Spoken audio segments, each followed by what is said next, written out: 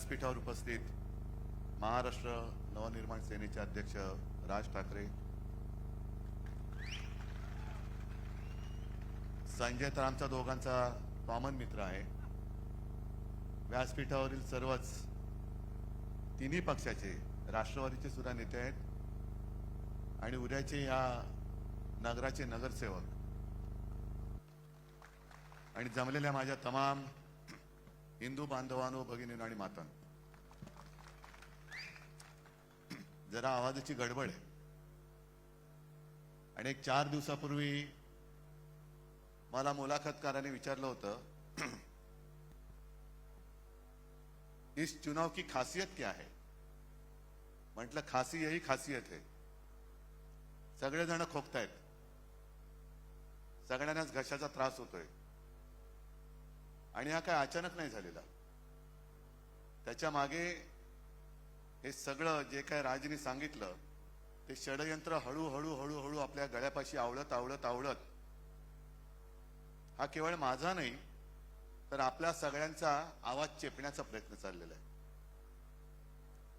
आज राज, तू 2 उमेदवार दाखवले ज्यांना 5 कोटीची ऑफर होती, 1 कोटीची होती. तशा त्या आणखीन एक ताई आहेत, ज्योतिताई, त्यांना पण ऑफर होती. त्यांनी नकार दिला. नाहीतर कोटी कोटी रुपये घेतल्यानंतर आपल्याला काय कळलं असतं. पण त्यांनी नकार दिल्यानंतर आपण काय करणार आहात हा प्रश्न आहे. पण आजच सकाळी तुमच्याकडे सुद्धा आलं असेल, कारण आता सोशल मीडिया खूप सगळीकडे पसरलेला आहे. इन्स्टावरती काही रील फिरतायत. मी मगाशी आल्या राजू पाटलांनी विचारलं की कल्याण मधलाच तो विभाग आहे ना, विभाग क्रमांक 29. हा, ज्योतिताई आहेत का? या या बघा ताई, तुम्हाला आणि तुम्हाला सगळ्यांना खरंच खूप खूप धन्यवाद देतो आणि खूप निरोगी दीर्घायुष्य लाभो अशी आई जगदंबेची चरणी प्रार्थना.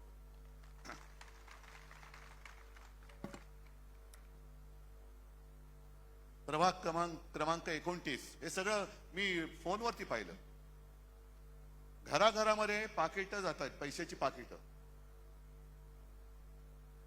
आणि हीच आता निवडणूक संपली आहे, नेमणुका सुरू झालेल्या आहेत. आणि आम्हाला किंवा तुम्हाला असं वाटत असेल की आपण मतदान करतोय म्हणजे आपलं सरकार निवडतोय, मला असं वाटतं की कदाचित शेवटची निवडणूक असेल.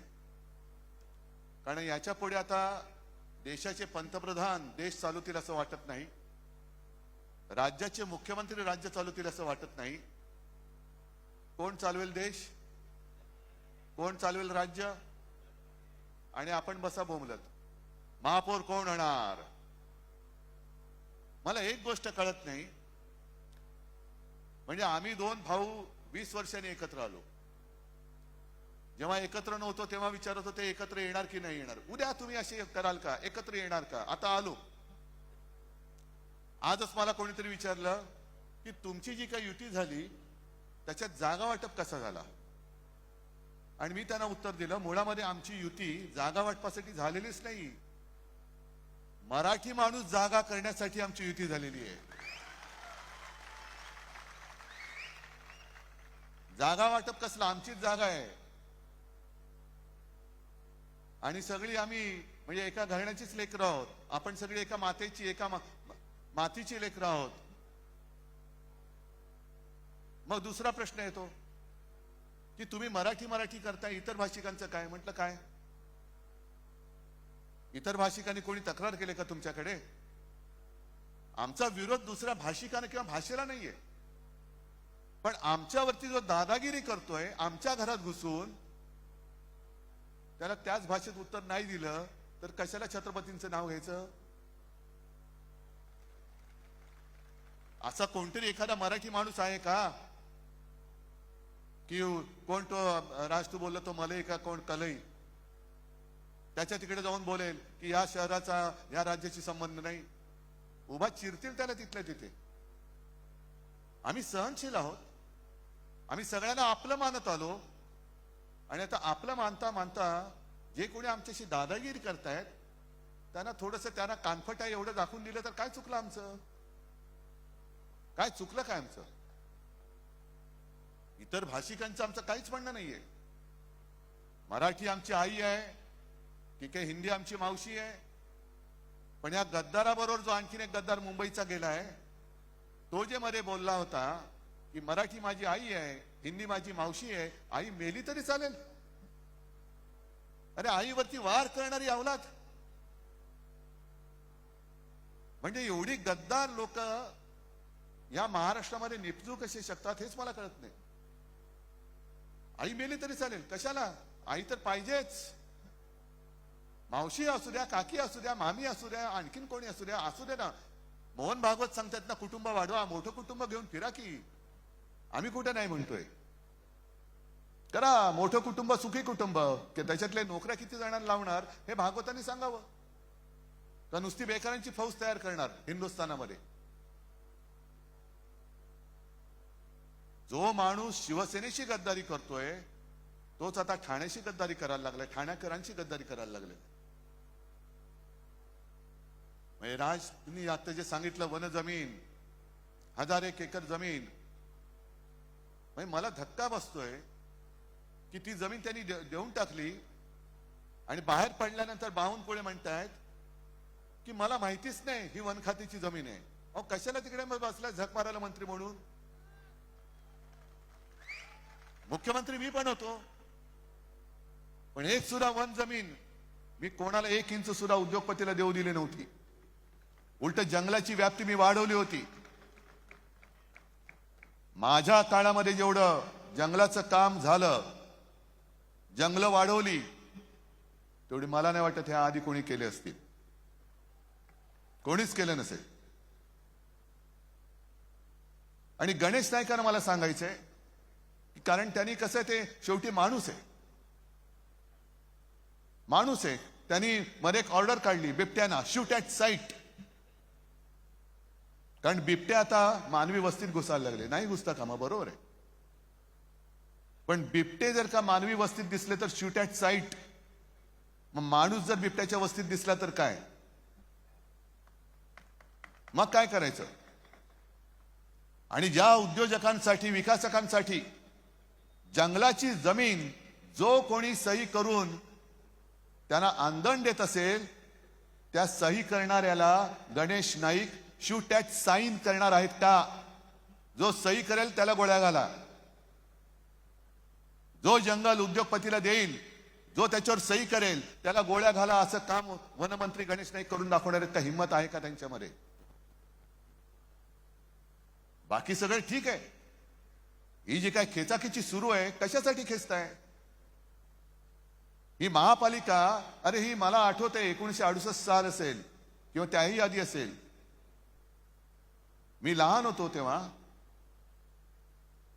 शिवसेना प्रमुख तेव्हा इथे आधी दिवसभर प्रचाराला यायचे, संध्याकाळी मग बरोबर मी इथे यायचो. आणि ठाणं म्हणजे काय, तेव्हाचं ठाणं किती जणांना आठवत असेल, मला सुद्धा नीट आठवत नाही, पण बैलगाडीतून प्रचार केला जायचा, बैलगाडीतून. आणि वसंतराव मराठे हे पहिले जनतेतून निवडून आलेले नगराध्यक्ष होते शिवसेनेचे. आणि तेव्हा कम्युनिस्टांनी असं म्हटलं होतं की मुंबई त्यांची, आणि बाळासाहेब म्हणाले होते मग ठाणं माझं. या ठाण्यावरती बाळासाहेबांचं आतोनात प्रेम. म्हणजे 2012 साली जी शेवटची महापालिका निवडणूक झाली, त्याच्यात त्यांनी मला बोलून सांगितले की उद्धव, म्हणजे मला चिंता होती हे सभा घेऊ शकतील की नाही. आम्ही सांगत होतो सभा घेऊ नका. मला म्हणाले नाही, 2च सभा मी घेणार. 2 घेणार म्हणजे घेणार. एक मुंबई आणि दुसरं माझं ठाणं. माझं ठाणं.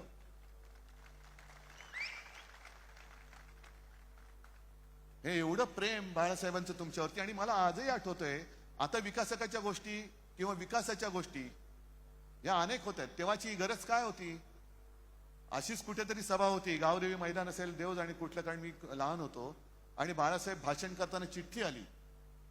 चिठ्ठीत वाचलं की आम्हाला नाट्यगृह नाही. आणि बाळासाहेबांनी तिथले तिथे वचन दिलं, तुम्ही मला महापालिका द्या, मी तुम्हाला नाट्यगृह दिलं. आणि तसं ते गडकरी रंगायतून उभं राहिलं. दादोजी कोंडदेव स्टेडियम उभा राहिला. काशीनाथ घाणेकर नाट्यगृह उभं राहिलं, अनेक ठिकाणी तलाव साफ झाले, आणखीन काय काय काय काय केलं. आज यांची जी काय होर्डिंग लागले, विकासाची नाही विनाशाची गती आहे. आणि विकासाची नाही विकासकाची गती आहे. ज्या तत्परतेने कामं पटपटपट मंजूर केली जात आहेत, पुढे त्या कामाचं काय होईल काही नाहीये. उद्या प्रदूषण होत आहे. अगदी तुम्हाला खेटून असलेल्या मुलुंडमध्ये मेट्रोच्या कामाची पाहणी करायला भाजपचेच आमदार गेले होते मेहरकोटेच्या, आणि त्यांनी पाहिल्यानंतर ही पेपरमध्ये आलेली बातमी आहे, 100 ठिकाणी वायू प्रदूषणाची जी काही मानकं असतात किंवा काही नियम असतात त्याचं उल्लंघन विकासकांनी केलेले आहे, कॉन्ट्रॅक्टरनी केलेले. काय झालं पुढे? देवेंद्र फडणवीसांना मला विचारतात, देवेंद्र फडणवीसांना मुंबईतलं काय कळतं का? म्हटलं अजिबात कळत नाही. किंबहुना मी असं म्हणेन की भाजप आणि प्रशासन याचा काडी मात्र संबंध नाहीये. कारण मुंबई ठाण्याचं जर काही विल्हेवाट लागली, हे जातील पैसे कमवून, यांना पैसे मिळतील. पण तिकडे मुंबईमध्ये आज श्वास घेताना एवढा त्रास होतो. अनेक सिगरेटी ओढल्याचं सगळे जे काही प्रदूषण आहे ते नुसतं श्वास घेतल्यानंतर फुफ्फुसात जाते. म्हणजे मुंबईमध्ये आता फक्त श्वास घेणं आरोग्यास हानिकारक आहे एवढंच पाट्या लावायचं बाकी आहे. पण उद्या जर का काही झालं तर हे ठाण्यातले गद्दार, जिकडे आनंद दिघे बोलले ते गद्दारांना क्षमा नाही, हे जातील निघून 5 स्टार शेतामध्ये हेलिकॉप्टर घेऊन. देवेंद्र फडणवीस जातील नागपूरला, आणि तिसरे जातील काका मला वाचवा म्हणून बारामतीला. ठाणेकर आणि मुंबईकर बसतील बोंबलत. आणि यांचा जो काही डाव आहे, मुंबईमध्ये मी पुस्तक घेऊनच फिरतोय सगळीकडे, कारण गेली 25 वर्ष मुंबईकरांनी मुंबई शिवसेनेकडे दिली, ठाणेकरांनी सुद्धा ठाणे शिवसेनेकडे दिलं, गद्दाराकडे नव्हतं दिलं. हा गद्दार निघेल हे तुम्हालाही माहिती नव्हतं, मलाही माहिती नव्हतं. तुम्ही विश्वास ठेवला, मीही विश्वास ठेवला, आपण दोघंही फसलेलो आहोत. पण मुंबईमध्ये ही पुस्तिका मी दिलेली आहे, तशीच ठाण्याची सुद्धा मी तुम्हाला द्यायला तयार आहे. कुठलंही पान तुम्ही उघडा, याच्यात मुंबईमध्ये केलेले एक काम, जी वचनं आम्ही दिली होती ती प्रत्येक वचनाची पूर्तता ही आम्ही केले, या पुस्तकात दाखवलेलं आहे. अगदी काही योजना जसा कोस्टल रोड हा आपण केलेला आहे, मुंबईकरांच्या पैशातून केलेला आहे. पण कोस्टल रोडचं श्रेय हे घेतात आता. त्याच्यानंतर हिंदू हृदय सम्राट बाळासाहेब ठाकरे आपला दवाखाना, ही योजना आपली. पण यांनी सरकार पाडलं आणि फीत कापली. बरं, फीत कापली ते कापली. ठाण्यामध्ये काय झालं? ठाण्यामध्ये आपला दवाखान्यामध्ये साड्यांचं दुकान काढलं या गद्दारांनी. बाळासाहेब ठाकरे आपला दवाखाना, आत गेलं तर साड्या नेसवा त्या गद्दाराला आणि काढा दिंड त्याची. ज्यांना कॉन्ट्रॅक्ट दिलं, एकाच माणसाला दिलं होतं वाटतं 40 दवाखान्याचं कॉन्ट्रॅक्ट, पगार दिले नाही, बंद. कोणता कारभार चालले? कोणासाठी कारभार करताय? आणि जो एक अभिमानाने मी सांगत होतो, नेहमी एक गंगाजळी ज्याला म्हणतो आपण, महापालिकेची स्वतःची एक पैशाची साठवण पाहिजे, जी मुंबईची 92,000 कोटी पर्यंत आपण नेली होती. 92,000 कोटी. या हरामखोरांनी 70,000 कोटी पर्यंत काढली.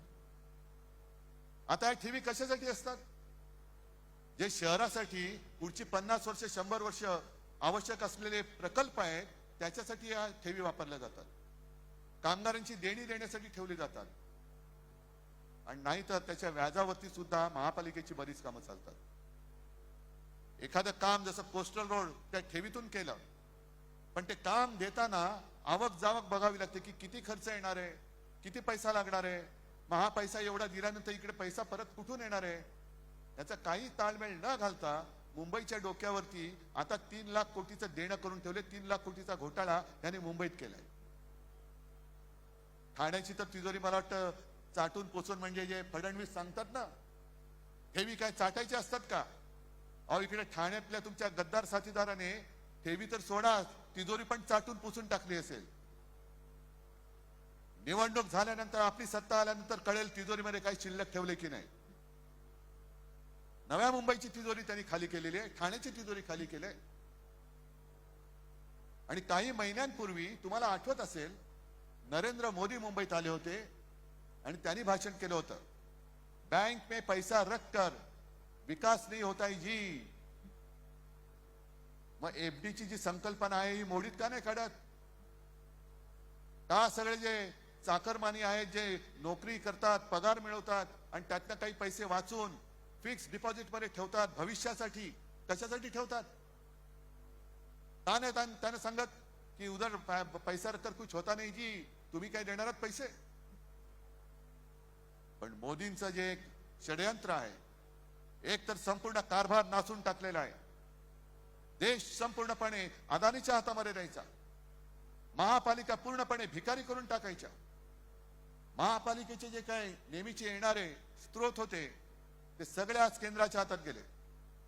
मुंबई, ठाणे, महाराष्ट्रातले सगळे उद्योग हे गुजरातला नेलेले आहेत. आणि मग मुंबई महापालिका भिकारी करायची, ठाणा भिकारी करायची, नवी मुंबई भिकारी करायची. पूर्वी ऑक्ट्रायच्या निमित्ताने जो थेट पैसा महापालिकेच्या तिजोरीत यायचा तोही आता बंद झालाय. आता जीएसटी थेट जातो दिल्लीत. आणि मी मुख्यमंत्री होतो तेव्हा दर वेळेला चौकशी करायचो, किमान 20 ते 25 हजार कोटी रुपये हे दिल्लीत येणं बाकी असायचं, किमान 20 ते 25 हजार कोटी. मग प्रत्येक वेळेला आम्हाला त्यांना सांगावं लागायचं की अहो आमच्या हक्काचे पैसे आम्हाला द्या. मग ते पैसे तिकडनं आल्यानंतर महापालिकेला पैसे द्यायचे, मग महापालिका ही नागरिकांच्या सेवा सुविधांसाठी ते पैसे वापरणार. याचा अर्थ स्पष्ट आहे की महापालिकांच्या तिजोऱ्या खणून काढायच्या, खणून.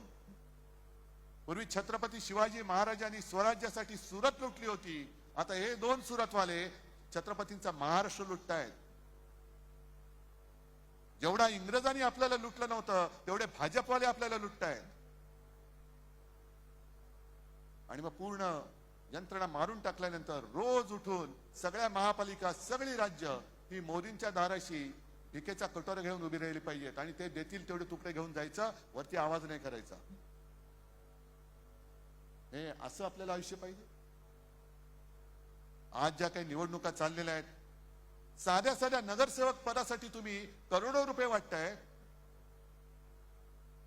मग जर समजा 5 कोटी रुपये यांनी घेतले नाहीत पण अनेकांनी दुसऱ्यांनी घेतले नसतील कशावरून? आणि पूर्ण राज्यभरात 29 महापालिका आहेत, असा कोटी एक एक कोटी, किती कोटींचा पाडा म्हणायचा तुम्ही म्हणा. तो म्हटल्यानंतर तो दिलेला पैसा हा कोणाच्या खिशातून काढणार? म्हणजे खिशात तुमच्याच हात घालणार आहेत. आणि जर तुमच्या खिशात हात घालणार नसतील तर मग हा काय ड्रग्सचा पैसा आहे का? साताऱ्यामध्ये जी आहे एका ड्रग्सच्या फॅक्टरीवरती धाड पडली, सुषमाताईंनी त्याचं सगळं बिंग फोडलं होतं, पण काही नाही. देवेंद्र फडणवीस, मी म्हणेन एवढं कोडगं सरकार आजपर्यंत महाराष्ट्राला कधी लाभलं नव्हतं. कोडगे आहेत सगळे, निर्लज्ज आहेत. विधिमंडळामध्ये सुद्धा शिवसेनेच्या आमदारांनी पुराव्यानिशी प्रकरणे त्याने दिली. कोणाचे डान्स बार आहेत, कोणाच्या काय अवैध खाणी आहेत, काही नाही. Clean chit, clean chit. आणि आम्ही काही जर का केलं तर बोंबा बोंब, आम्ही करतच नाही पण बदनाम करून टाकायचं. म्हणून काल जे मी म्हटलं त्याच्या आधी म्हटलं होतं की पूर्वीचा भाजप होता तो आता मेला आहे. मी हे स्पष्ट सांगतोय, कारण पोपट मेला आहे कोणतरी सांगण्याचं धाडस करायला पाहिजे, ते मी करतोय. पूर्वीचा भाजप मेला आहे. कारण पूर्वीच्या भाजपामध्ये राष्ट्र प्रथम होतं. आत्ताचा भाजप हा चोर प्रथम, भ्रष्टाचारी प्रथम, गुंड प्रथम. तुमच्या ठाण्यातला एक तो गुंड, काय त्याचं नाव, त्याला वर्ण आधी अडवलं होतं, त्याच्यानंतर घेतलं त्याला.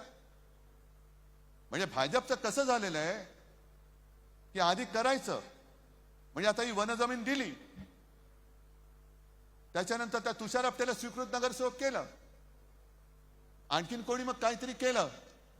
मग त्या पालघरच्या साधू हत्याकांडात ज्याच्यावरती आरोप केले त्याला पक्षात घेतलं. आणि मग लोकांनी म्हणजे आधी कपडे काढायचे, स्वतःच कपडे काढणार आणि लोक असली का पुन्हा निर्लज्जपणे कपडे काढणार. पण मधल्या काळात काढले होतेच ना कपडे, पाहिले ना लोकांनी. पूर्वी ती एक पेनची जाहिरात होती ना, सब कुछ दिखता है, तसं भाजपचं चाललेलं आहे. अगदी कोडगेपणाने लोकांची मनं वगैरे. या कल्याण डोंबिवलीमध्ये सुद्धा जनसुनावणी झाली. अदानी सिमेंटचा प्लांट टाकतोय ना, अदानी सिमेंटचा प्लांट कल्याण डोंबिवलीमध्ये. प्रदूषण होणार आहे. आज बऱ्याच दिवसांनंतर माझ्या वेळेला एकदा झालं होतं आणि तेव्हा मी त्या प्रदूषण करणाऱ्या फॅक्टऱ्यांना टाळं लावायला सांगितलं होतं. मला आधी सूचना दिली कोणीतरी, कारण सगळे कसे जपून जपून असतात. मी गेलो तिकडे, गुलाबी रस्ता, म्हणजे त्याच्यावर सुद्धा आता गाणं येईल, गुलाबी रस्ता आणि बाकी काय छान छान म्हणून. गुलाबी रस्ता झालेला. मी गेलो, खरंच गुलाबी. म्हटले कसं काय झालं? कारण मोदी आहे तो मुमकिन आहे. रस्ता गुलाबी पण होऊ शकतो, गुलाबी आणखीन काही होऊ शकतो, मोदी आहे तो मुमकिन आहे. आणि मला मग मी विचारलं याच्यावर उपाय काय. मग मला अधिकाऱ्यांनी सांगितलं की साहेब आपण असं करू, यांना सांगू 6 महिन्यामध्ये तुम्ही ज्या गोष्टींमुळे प्रदूषण होतंय ते प्रदूषण होऊ न देणारी उपकरणं लावा, नाहीतर आम्ही तुम्हाला बंद करू. म्हटलं नाही, तसं नाही करायचं. त्यांना सांगायचं आधी तुमच्या कारखान्याला मी टाळं लावतोय, तुम्ही ताबडतोब ती उपकरणं लावा. 6 मिनिटात लावा, 6 तासात लावा, 6 महिन्यात लावा, 6 वर्षात लावा, नाही तर नका लावू. पण जोपर्यंत तुम्ही लावत नाही तोपर्यंत तुमचं टाळं मी उघडत नाही. मग पुढे काय झालं माहिती नाही. परत गुलाबी रस्ता, गुलाबी रस्ता आणि पैसे छान छान. हा कसा चालणार कारभार? आज ज्या गोष्टी आम्ही तुमच्यासाठी केल्या ह्या तुमच्या समोर आहेत. वचननामा सुद्धा आम्ही तुमच्या समोर दिलेला आहे. आणि ठाणेकरांना मला विचारायचंय, आम्ही 2 भाऊ कशासाठी एकत्र आलो? जर उमेदवाराला 5 कोटीची ऑफर होत असेल तर आम्हाला कितीची ऑफर होऊ शकते? का म्हणून आम्ही रक्त आठवायचं? का म्हणून आम्ही यांच्या समोर उभं राहायचं? पण आमच्यातलं जे रक्त आहे, ठाकरे रक्त, हे आम्हाला गप्प नाही बसू देत. ज्या प्रबोधनकार ठाकरेंनी संयुक्त महाराष्ट्राच्या चळवळीमध्ये नेतृत्व केलं होतं, त्यांची आम्ही नातवंड आहोत. आम्ही त्यांचे लाड जरूर करू. पण जर का आमच्या खांद्यावरती बसून पुढे काय म्हणतात तुम्हाला माहिती आहे, तसं काय करण्याचा प्रयत्न केला तर कानफटात पण मारायला आम्ही कमी नाही करणार आहोत. सगळे एकत्र राहतो. हे सुद्धा मी मुंबई मॉडेल म्हणून पुस्तक केलेलं आहे. कोरोनाचा काळ काय होता तुम्हाला माहिती आहे? मुंबई मॉडेल, ज्याचं कौतुक हे जगभर झालेलं. हे फोटो मी दाखवते तुम्हाला, या पुस्तिका वाटल्यात. म्हणजे एका गोष्टीचं समाधान आहे की चीनने 15 दिवसामध्ये फील्ड हॉस्पिटल बांधलेलं. आपण मुंबईमध्ये 18 दिवसामध्ये त्याच तोडीचं किंवा त्याहून जास्त उजवं हे फील्ड हॉस्पिटल मुंबईमध्ये आपण बांधून दाखवलं होतं. अरे जगात कौतुक झालं, सुप्रीम कोर्टाने कौतुक केलं. आणि ही लोक करोना काळामध्ये भ्रष्टाचार काय केला? भ्रष्टाचार कोरोना काळामध्ये जो पीएम केअर फंड स्थापन केला गेला होता त्याचा हिशोब पहिला द्या आणि मग आमच्यावरती भ्रष्टाचाराचा आरोप करा. या भाजपवाल्यांनी तेव्हा मुख्यमंत्री निधीला पैसे नव्हते दिले. महाराष्ट्रामधनं निवडून आलेले भाजपवाले त्यांनी दिले होते पीएम केअर फंडला पैसे. कोणाच्या मालकीचा फंड येतो? काय चाललंय त्या फंडामध्ये? आता किती पैसे आहेत त्याच्यामध्ये? कसा वाटप झाला त्याचा? द्या त्याचं उत्तर. पण आपण जे काय केलं त्याचं कौतुक तर सोडा. आता धारावी गिळायला निघालेले आहेत. मुलुंडमध्ये म्हणजे तुमच्या वेशीवरती त्या लोकांना आणणार आहेत तिकडे. मग धारावी जेव्हा करोनाची लढत होती तेव्हा देवेंद्र फडणवीस आले होते, अदानी आला होता. कुठेतरी कधीतरी त्यांना पाहिलं होतं.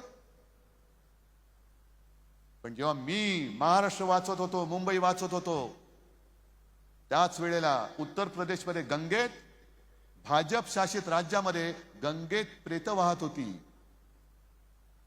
हिंदू मुस्लिम करताय ना, मग गंगेत वाहणारी प्रेत कोणाची होती? हिंदूंची होती का मुसलमानांची होती? गुजरातमध्ये मैदानामध्ये चिता जळत होत्या. कोणाच्या होत्या त्या? हिंदूंच्या होत्या का मुसलमानांच्या होत्या? का तुम्ही आमच्या या रोजच्या जीवनाच्या निवडणुकीमध्ये धर्म का आणतायत? भाषिक विष का कालवतात? सुरुवात त्यांनी केलेली आहे. शिवसेनेची आणि राजची आणि अर्थात पवार साहेबांची जर सत्ता आली तर अमुक अमुक महापौर होईल. मग आम्ही जेव्हा म्हटलं की मुंबई आणि आज ठाण्याचा सुद्धा महापौर मराठी होईल, मग हे म्हणायला लागले नाही महापौर हिंदू होईल. का हो? तुम्ही मराठी माणसाला हिंदू नाही मानत? आम्ही सांगतो ना, जे शिवसेना प्रमुख सांगायचे की देशामध्ये आम्ही हिंदू आहोत पण महाराष्ट्रामध्ये आम्ही मराठी आहोत. देशामध्ये आम्ही हिंदू आहोत पण गुजरातमध्ये आम्ही गुजराती आहोत. देशात आम्ही हिंदू आहोत, बंगालमध्ये बंगाली आहोत. प्रत्येक भाषेचा प्रांत आहे आणि त्या प्रांतामध्ये त्या भाषेचा मान हा राखला गेलाच पाहिजे. आम्ही आमच्या घरात आमच्या भाषेचा मान मागतो आहोत, तुमच्या घरात येऊन नाही मागत आहोत. आणि इतर राज्यामध्ये मला एक माणूस असा दाखवा, मराठी माणूस जो तिकडे जाऊन दादागिरी करतोय. आहे कोण? तिथे जाऊन तो बिल्डर झालाय आणि तिथल्याच माणसाला घर नाकारतायत. उभा चिरतील त्याला तिथल्या तिथे. आमचं भांडण फक्त न्याय हक्कासाठी आहे. आम्ही ही सगळी कोरोना काळामध्ये जी कामं केलेत याच्यामध्ये सर्व भाषिकांची, सर्व अगदी मुसलमान सुद्धा त्याच्यामध्ये होते, त्यांना सुद्धा उपचार केलेले आहेत. ख्रिश्चन सुद्धा होते, त्यांचे सुद्धा उपचार केलेत. गुजराती होते, उत्तर भारतीय होते, जैन होते, सगळेच होते, त्यांना सुद्धा उपचार करून आपण बरं करून घरी पाठवलेले आहे. जी कामं आपण ठाण्यात केली, मुंबईत केली, कोस्टल रोड केला, त्या कोस्टल रोडवरनं सगळेच जातात ना, सगळे धर्मीय जातात, सगळे भाषिक जातात. आणि विशेष म्हणजे तो कोस्टल रोड हा टोल फ्री आहे. गडकरींसारखा टोलवाला नाहीये तो. मुंबई गोवा रस्ता 200 वर्ष खड्डा पडणार नाही. अरे 200 वर्ष तो होणार की नाही हे आम्हाला कळत नाही अजून. किती वर्ष चालू आहे चालू आहे चालू आहे. तर ही निवडणूक ही ठाकरे बंधूंची नाहीये. आम्ही असे अनेक विजय सुद्धा मिरवलेले आहेत, पराभव पचवलेले आहेत. आजोबा जेव्हा लढत होते तेव्हा तर ते निवडणुका लढतच नव्हते. शिवसेना प्रमुखांनी कधी निवडणूक नाही लढवली. आमची तळमळ आहे ही तुमच्यासाठी आहे. आज संपूर्ण देशात, संपूर्ण महाराष्ट्रामध्ये कोण यांच्या झुंडशाही विरुद्ध आवाज उठवतोय? काय पडले आम्हाला गरज? पण आम्ही तुम्हाला बांधील आहोत, अदानी किंवा भाजपला बांधील नाही आहोत. आम्ही देशभक्त आहोत, आम्ही महाराष्ट्र भक्त आहोत, आम्ही मोदी भक्त किंवा भाजप भक्त नाही आहोत. होय, आम्ही दिला होता त्यांना पाठिंबा, पण फसगत झाली. मी मागेच म्हटलं की शिवसेनेची 25 वर्ष भाजपा सोबतच्या युतीमध्ये सडली. तेच आज मी पुन्हा बोलतोय. आणि आता तुमचे आयुष्य सडू नये म्हणून आम्ही एकत्र येऊन शिवशक्तीची निर्मिती केलेली आहे. आणि मला अभिमान आहे की सगळ्यांचा एक काळ असतो. काही वेळेला डोळ्यावरती पडदे असतात, काही वेळेला आपल्याला असं वाटतं की अरे हा बरोबर आहे, नंतर कळतं अरे हा तर बरोबर नाही, हा तर भयानक आहे, बकासूर आहे, भस्मासूर आहे. मी तर वाट बघतोय गणेश नाईकजी, टांगा पलटा कराच. आणि घोडे बेपत्ता नाही, हे घोडे नाही, ते खेचरे आहेत. भाजपवाल्यांची ओझी वाहणारी खेचरे आहेत. उद्या त्या बाजूच्या अंबरनाथ मध्ये काय केलं पाहिलं ना? यूज अँड थ्रो वापरलं आणि फेकून दिलं त्यांना. उद्या या मिंदेचं सुद्धा मुंबईत, ठाण्यात सगळीकडे हेच करतील, यूज अँड थ्रो. कारण भाजप हा निर्गुण आहे. ज्या शिवसेना प्रमुखांनी मोदींना वाचवलं, नाहीतर मोदी आज दिसले नसते, त्या शिवसेना प्रमुखांची शिवसेना हे खतम करायला निघालेत. ही यांची अवलाद आहे. ज्या शिवसेना प्रमुखांनी देशाच्या आणि महाराष्ट्राच्या राजकारणामध्ये भाजपला 2 घास खाऊ घातले, ते जर का खाऊ घातले नसते तर भाजप देशाच्या राजकारणात कुपोषणाचा पहिला बळी ठरला असता, मेला असता तेव्हा. त्याच्यामुळे भाजप कोणाचा नाहीये, गद्दार कोणाचे नाहीये. इथे राहणारो तुम्ही आणि आम्ही. आपली बांधिलकी या मातीशी आहे, त्या मातीला जागा तुम्ही. हे असे गद्दार येतील आणि जातील, पण तुमच्यासाठी लढणारे कोणी येणार नाही. आज आम्ही दोघं उभे आहोत. आज जर का चुकलात तर उद्या म्हणतील लोक, अरे कशासाठी यांच्यासाठी लढायचं, का लढू आम्ही. पण आम्ही हिंमत हारणारे नाही आहोत. ही आज एवढी तोबा गर्दी इकडे दिसते, ही पैसे न देता किंवा पैसे न घेता आलेले लोक आहेत.